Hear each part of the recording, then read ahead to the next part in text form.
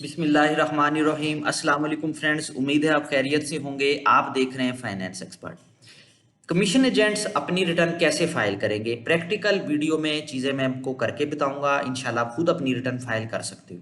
Commission agents में सब वो लोग आते हैं जो कमीशन पे काम करते हैं।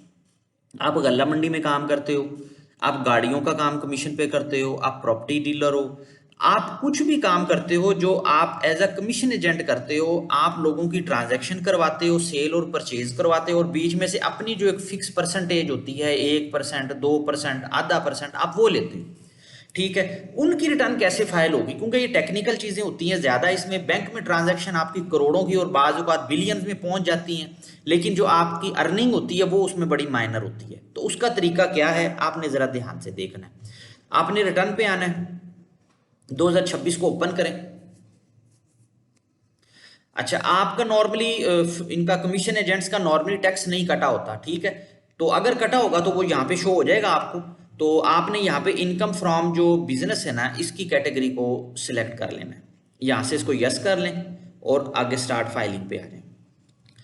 अब आपने क्या करना है, देखें जी, आपको पता है कि पूरे साल में मेरी अर्निंग कितनी हुई है।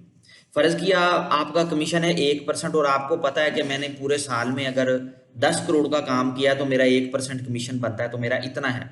तो आपने यहाँ पे अदर रेवेन्यू में जितनी आपकी कमीशन की अर्निंग है ना, जो आपकी है, वो आपने लिखनी है। ये नहीं देखना कि बैंक में क्रेडिट कितना हुआ है, ठीक है, बैंक के क्रेडिट को नहीं देखना आपने। अब यहाँ पे हम बताते हैं कि जी हमारी जो अर्निंग पूरे साल में हुई है, जिसपे हम जो हमें कमीशन जो हमें मिला था, वो मिला जी हमें, ये कमीशन मिला है 52,10,000 रुपये हमें कमीशन मिला था। ठीक है। अच्छा, अब इसके लिए आपने अगर फर्ज किया कोई ऑफिस बनाया हुआ है या आपके कोई खर्चे होते हैं, तो वो यहाँ पे आप उसको क्लेम कर सकते हो। ठीक है, मतलब आपने ऑफिस को रेंट पे लिया हुआ है, तो पूरे साल का जो भी आप रेंट ले दे रहे हो वो कर लें। ठीक है, आपने कोई स्टाफ रखा हुआ है काम के लिए जो आपकी हेल्प करता है, ठीक है, उसकी पूरे साल की जो सैलरीज हैं वो आप यहाँ पे लिख लें। इसी तरह बिजली का बिल जो ऑफिस का आता है वो आप क्लेम कर सकते हो पूरे साल का। ठीक है, अदर इनडायरेक्ट एक्सपेंसेस में लमसम एक फिगर डाल सकते हो। लेकिन यहाँ पे रेवेन्यू में अमाउंट आपने वो लेनी है जो आपका जेन्युइन कमीशन बनता है। ठीक है, जो क्रेडिट अमाउंट आ रही है ना आपके अकाउंट में, वो सारी आपका रेवेन्यू नहीं होती एज अ कमीशन एजेंट। तो ये आपने बात ध्यान से याद रखनी है। अब इसमें जो ज्यादा टेक्निकल चीज है ना फ्रेंड्स, वो है इसकी कमीशन एजेंट्स की बैलेंस शीट। पहले ये टेक्निकल नहीं थी, लेकिन अब जो इन्होंने सिस्टम बना दिया उसमें ये बहुत ज्यादा टेक्निकल हो गई है। इसको जरा ध्यान से समझिएगा। ठीक है। अच्छा, अब इसमें देखें, आप कमीशन एजेंट का काम कर रहे हो, मेरी बात को जरा सुनते रहना जो मैं बता रहा हूं आपको। आप कमीशन एजेंट का काम कर रहे हो, और उसमें यह है कि आपने काम शुरू किया है, आपका कैपिटल है जिसमें आपने ऑफिस बनाया है, फर्नीचर है, ये सारी चीजें। ठीक है, तकरीबन कोई 10 लाख का आपने ये सेटअप बनाया हुआ है, और एज अ कमीशन एजेंट आप काम कर रहे हो। अगर आपका छोटा सा शायद सेटअप है या आप अकेले काम करते हो, तो बिजनेस कैपिटल आप 1 लाख भी लिख सकते हो। ठीक है। अच्छा, अब इसमें होगा क्या, अब इसमें देखें, आपके जो बिजनेस के बैंक अकाउंट है ना फ्रेंड्स, ये आपका 1 मिलियन तो कैपिटल था। ठीक है, अब आपके जो बिजनेस के बैंक अकाउंट है जिनका टाइटल आपके बिजनेस का जो नाम है वो है, वो क्या करने हैं, वो आपने सारे यहाँ पे ऐड करने हैं। ठीक है, यहाँ पे उसका आईबीएन नंबर डालेंगे, वो खुद ही उसका डाटा उठाएगा, उसको ऐड करना है। अब 30 जून 2026 वाले दिन उन अकाउंट में जितने जितने पैसे पड़े हुए थे वो सारे आपने लिखने हैं। फर्ज किया एक अकाउंट में आपका, आप कहते हो 2 करोड़ पड़ा है, एक में 5 करोड़ पड़ा है, एक में 6 करोड़, मतलब अमाउंट ज्यादा पड़ी है। क्योंकि जो कमीशन एजेंट्स के अकाउंट होते हैं ना, उनमें मूवमेंट ज्यादा होती है। वैसे तो मैं रिकमेंड करता हूं कि 30 जून को बैलेंस कम से कम होना चाहिए, लेकिन बाज दफा फिर भी होता है। तो अभी ये अकाउंट जो है वो आईबीएन के बगैर ऐड नहीं करने देगा, मैं इसलिए वो अमाउंट बैंक अकाउंट वाली अदर एसेट्स में डाल रहा हूं। मैं एज्यूम करता हूं कि जी आपके बैंक अकाउंट्स में जो पैसे पड़े हुए थे वो तकरीबन कुछ 6 करोड़ था। ठीक है, 60 मिलियन थे, ये मैं ज्यादा से ज्यादा अज्यूम कर रहा हूं, इससे ज्यादा भी लोगों के होते हैं, मैक्सिमम कम भी होंगे।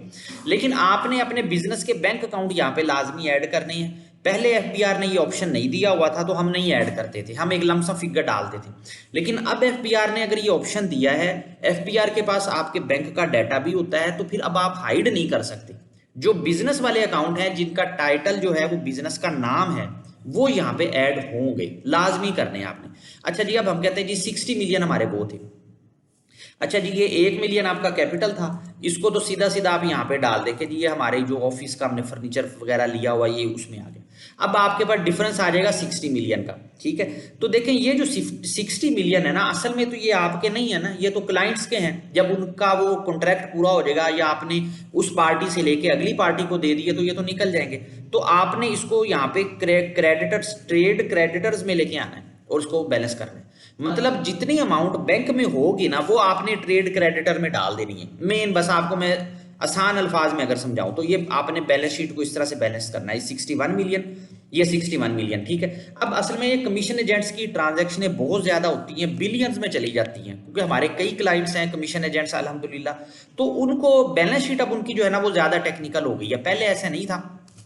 तो आपने इस तरह से करनी है। मेरी कोशिश है कि मैं आपको ऐसे बताऊं कि अगर आप खुद फाइल करना चाहो ना तो विदाउट एनी असिस्टेंस आप खुद भी फाइल कर सको। बहरहाल ये हो गई है, इसमें सिर्फ यही काम था। उसके बाद आपने कुछ नहीं करना, उसके बाद आपने विद होल्डिंग में आना है। जो आपके पर्सनल टैक्स कटे हुए हैं, ठीक है, वो आप 1 बाय 1 क्लेम कर सकते हो। जैसे मोबाइल फोन का टैक्स, प्रीपेड टेलीफोन कार्ड आ गया है, इंटरनेट का आ गया है, ठीक है। कुछ जो आपके कटे होंगे वो ऑटोमेटिकली आ जाएंगे। तो अगर आपने गाड़ी भी का टैक्स पे किया है तो वो मोटर व्हीकल में आप जाएंगे तो ये यहाँ पे क्लेम कर सकते हो। इन जो गाड़ी का टोकन टैक्स पे होता है उसमें जो इनकम टैक्स है, एडवांस टैक्स है, वो अमाउंट आप क्लेम कर सकते हो। इसको यहाँ से भी ऐड कर सकते हो। अगर आपने ड्यूरिंग द पीरियड कोई प्रॉपर्टी परचेज की है तो वैसे तो उसका ऑटोमेटिकली ऐड हो जाएगा, अगर वो ऐड ना हो तो आप खुद भी ऐड कर सकते हो परचेज ऑफ प्रॉपर्टी का, ठीक है। ये 236 की, तो ये आपने यहाँ पे प्रॉपर्टी की वैल्यू डालनी है, कितने की प्रॉपर्टी ली थी ड्यूरिंग द पीरियड, ठीक है, उस पर टैक्स कितना दिया था। मैं वैसे ही डाल रहा हूँ फिगर आपको समझाने के लिए। इसी तरह ये मोबाइल फोन उनका भी डाल देना है आपने, तो इसको कैलकुलेट कर देना। ये टैक्सेस आप अपने क्लेम कर सकते हो ताकि जो आपकी टैक्स की लाइबिलिटी बनती है वो कम हो जाए। उसके बाद आपने कंप्यूटेशन पे आना है। देखिए जी आपका कोई टैक्स बनता है, एडमिटरी टैक्स बन रहा है। अगर आपका टैक्स पेएबल बन रहा है, ठीक है, तो उसके साथ ये प्रीपेड पीएसआईडी का ऑप्शन आ रहा होगा। अगर पेड नहीं बन रहा तो ये ऑप्शन नहीं होगा, तो इसका मतलब रिटर्न वैसे ही चली जाएगी। तो आपने क्या करना है, ये प्रीपेड इस पर क्लिक करना है। तो ये आपको ऑप्शन देगा कि जी आप अपना जो है ना वो पीएसआईडी जनरेट करें। यहाँ पे ऑप्शन करें जनरेट पीएसआईडी करें, वो आपको एक पीएसआईडी नंबर दे देगा। उस नंबर की पेमेंट आपने जैज कैश, इजी पैसे से, बैंक अकाउंट से ऑनलाइन कर सकते हो। टैक्स की पेमेंट करने के बाद घंटे 2 घंटे के बाद आपने दोबारा से लॉग इन करना है, पेमेंट सेक्शन में आना है, तो वो यहाँ पे आपका टैक्स शो हो रहा होगा। इसको क्लेम करना है तो वो रिटर्न में आपके अटैच हो जाएगा और इसको सेव कर लेना है। तो ये आपकी इनकम टैक्स रिटर्न की वर्किंग हो गई है। उसके बाद आपने वेल्थ में आ जाना है। वेल्थ की वर्किंग ज्यादा टेक्निकल नहीं होती, वो सिंपल सी है। वेल्थ में आके सबसे पहले आपने अपने एसेट्स को ऐड करना है। देखें जी अगर तो पिछले साल आपने फाइलिंग की थी तो प्रॉपर्टियां ऑटोमेटिकली आ जाएंगी। अगर आपने पिछले साल नहीं की थी या कोई अब नई प्रॉपर्टी ली है तो वो यहाँ पे आप प्लस पे क्लिक करें, ऐड प्रॉपर्टी पे जाएं।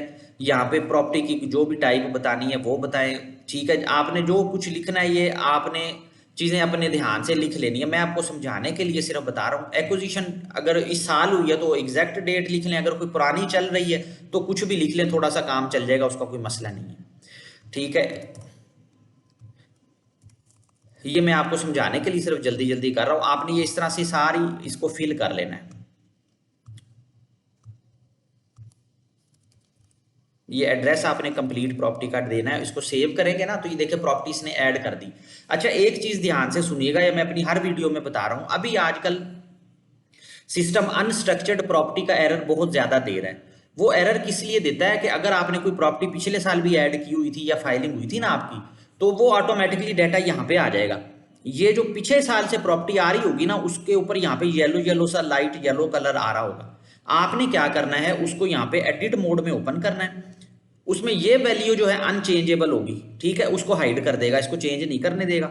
आपने बाकी सारे जो बॉक्सेस हैं ये फिल करने हैं और इसको अपडेट करना है। आप जब अपडेट करोगे ना तो उसके ऊपर ये येलो वाला जो कलर होगा, जो पिछले साल की प्रॉपर्टी आ रही होगी वो खत्म हो जाएगा और वो ऐसे हो जाएगी, ठीक है।